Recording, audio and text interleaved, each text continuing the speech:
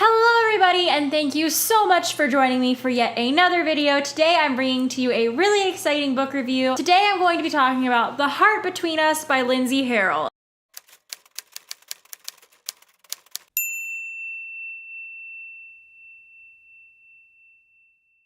First of all, look at this cover. Isn't it? I just love it. You all know I love really simplistic covers that have like a nice color scheme that there's not too much going on. Like, it's very minimalist and cute, and I love this one. So this one is definitely going at the top of my list in terms of amazing book covers. I had to get the whole cover love out of my system before digging deeper into the book review. Before digging into my spoiler-free book discussion for this book specifically, I'm gonna go ahead and read to you guys the summary of the book, tell you guys a little bit about what it's about, and give you the background of it, and so you get the whole gist of it if you haven't read it already, which you should. If you have read it, then just stick around. We'll get to the whole discussing all the feels thing in just a couple minutes. Megan Jacobs always wished for a different heart. Her entire childhood was spent in and out of hospitals, sitting on the sidelines while her twin sister Crystal played all the sports, got all the guys, and had all the fun. But even a heart transplant 3 years ago wasn't enough to propel Megan's life forward. She's still working as a library aide and living with her parents in her small Minnesota hometown, dreaming of the adventure she plans to take once she's well enough. Meanwhile, her sister is a successful architect with a handsome husband and the perfect life, or so Megan thinks. When her heart donor's parents give Megan their teenage daughter's journal, complete with an unfulfilled bucket list, Megan connects with the girl she meets between the pages and is inspired to venture out and check off each item. Caleb, a friend from her years in and out of the hospital, re-enters her life and pushes her to find the courage to take the leap and begin her journey. She's thrown for a loop when Crystal offers to join her for reasons of her own, but she welcomes the company and the opportunity to mend their tenuous relationship. As Megan and Crystal check items off the bucket list, Megan fights the fears that have been instilled in her after a lifetime of illness. She must choose between safety and adventure and learn to embrace the heart she's been given so that she can finally share it with the people she loves most.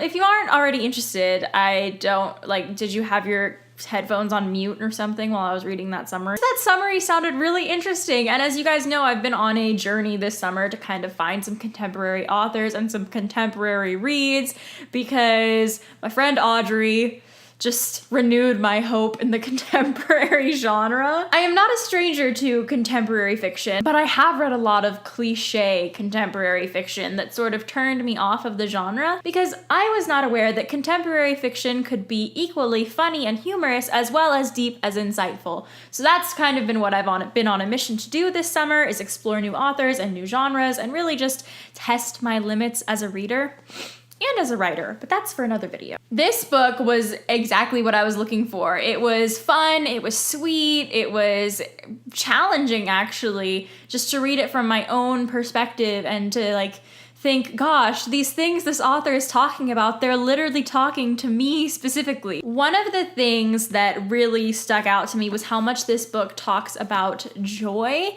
and finding a lasting joy and happiness and the unpredictability of life and being able to roll with it and to just accept whatever God has in store for you, even though it might not be what you initially planned out.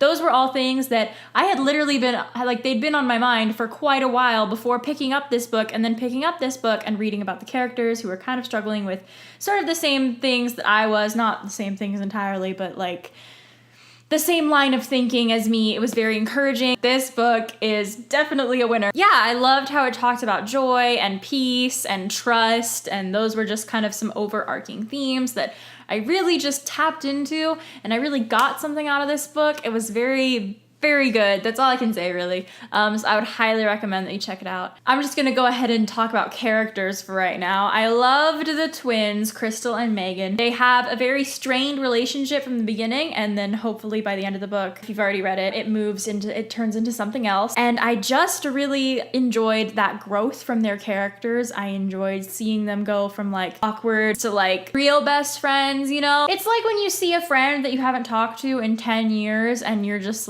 do we still connect, girl? I just enjoyed that. It was very natural. It was very authentic. As for Caleb, this book does sweet romance right. In the rain, in France,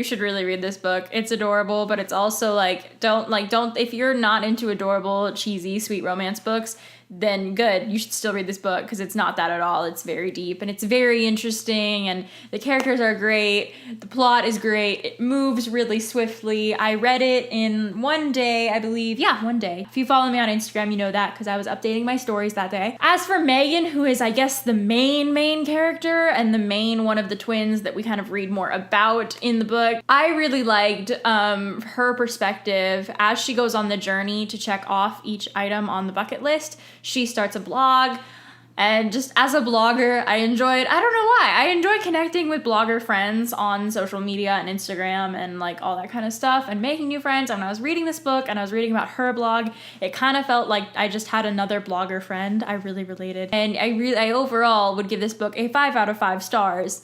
Definitely a 10 out of 10. And that doesn't happen for me very often. I mean, you might think it does because I give good reviews to books on this channel all the time. But that's just because I try to only review and read books that I know I'm going to love. If you would like to read my full detailed review, then you can go over to my blog at www.jennavanmourik.com. Very easy to find, just my name, type it into your search bar. Do I pop up when you Google me? And of course, if you'd like to follow me on a daily basis and keep up with me and what I'm doing and what I'm reading and all the other things that involve my life, then go ahead and find me on Instagram. I'm on there every single day. There's a neighbor standing outside of my front door. Vlogging is awkward. I'm also on Twitter and Facebook, and you can find all my other links for Goodreads and Pinterest and all the things in the description box below. Subscribe to this YouTube channel if you haven't already and you would like to. And of course, if you enjoyed this video, then hit the thumbs up button to show me that you liked it and that you want to see more content exactly like this. And yeah, I guess that's it. I'm Jenna Van Mourik, an inspired writer and an inspirational fiction reader who reads, writes, and lives for Jesus. Thank you so much for watching, and I'll see you again in my next video. Bye!